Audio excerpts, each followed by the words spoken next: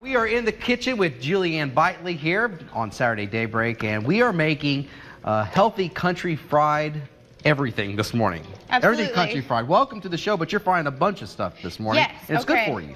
It is. So vegetables are good for you, and any vehicle for getting more vegetables in your diet is great. My motto in college was, if you don't fry it, I don't buy it.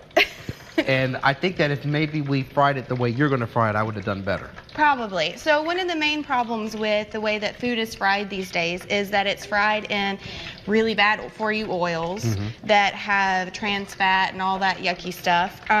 So they're bad oils, and the breading is made from GMO corn and preservatives and all kinds of junky stuff. So by starting with a whole foods base, which is kind of, you know, my thing, you can make it a lot healthier. So Grandma had it right when she did it the first time around. Okay. So this is actually paleo. So paleo meaning there's no grain, anything a caveman wouldn't eat, so it's naturally gluten-free. So what I use is my breading. You'll see the recipe on the website. And your website? On my website and on KATV website, okay, wellnessinlittlerock.com. Okay. Okay, so, and you can sign up for my newsletter and get all my updates. So we have got some chicken here, because I mean, what's more southern and country fried than chicken? Yes, I completely agree. So we've got some free-range eggs and some free-range chicken that I'm just going to batter in my eggs like the way Mama taught you. And I do need to give credit to my husband really quickly, because during pregnancy cravings, he came up with this recipe. It's not really mine. So it's a mixture of almond flour and spices. So almond flour you can buy at Kroger. This is the expensive version, the Bob's Red Mill version. And then also we add in a little bit of coconut just for texture, and you don't even taste it.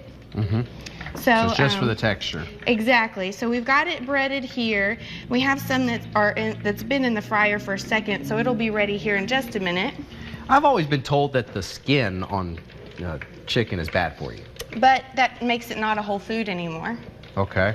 So if you're eating the whole thing, you're less likely to eat too much. Okay. Versus... You made your point. Yes. All right, so you got your coconut oil going? Yes, this is coconut oil. We're using coconut oil in the fryer. It's a great oil for high temperature cooking. You have to be very careful. Extra virgin olive oil is not something you use for high temperature cooking, which I did not know and made that mistake for many, many years. How big was the fire? Oh, well, it doesn't, it just becomes toxic. Instead of it being a health food, it's not good for you anymore. So let me grab a fork here, or a knife maybe, and I'm going to turn this over. We're going to pull it out. Woo! I'm staying away. Like. I heard that pop. Yeah, so buddy. How long are you frying that? Well, okay, so let me rewind that to tell you how long. So I was always against a deep fryer. Yep. But the truth is, you get the temperature more regulated with a deep fryer. You're less likely to use as much oil because you're at a good temperature, so less oil gets absorbed into the actual food. Okay. So it's just the cooking medium versus like soaking it, like if you do in a pan. So this is at 350, between 350 and 375 for chicken, and I have on all the recipe cards through the website, you'll see the different cooking temperatures for every vegetable and thing that you would normally fry. And this takes about 5 to 7 minutes, so it's not quite ready yet. And I did this very quickly. Yeah, I double bread it. I double bread mine.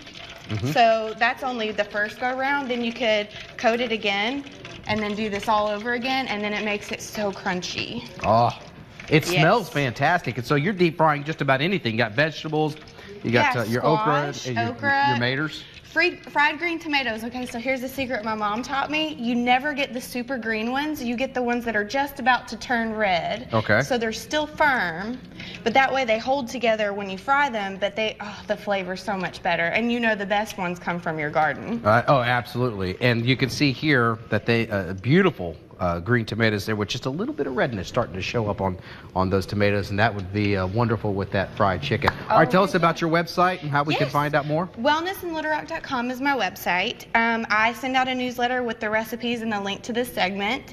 Also, it's posted on Channel 7's website. Go Channel 7. At wellnessinlittlerock.com, also on Facebook, and I'm also on, I think, Instagram. Is that what it's called? There's so many social media. There's so many. By the way, obviously you told everybody you're expecting. Yes, we're 7 months along. Got 12 weeks left. And you want to announce? It's a girl. girl. Congratulations, but you're not announcing the name. Or you don't have one. I don't have one. So if you want to bug me with some suggestions, Well, go everybody right around ahead. here is suggesting Toddley, but let's not do that. All right, thank you so much. Thank you, Todd. Y'all have a great Saturday. We will, and this smells wonderful, so you're going to be feeding a lot of people here. Yes, I All see right. that. Stay with us here on Saturday Daybreak. The second hour is coming up on the other side of the break. Stay with us.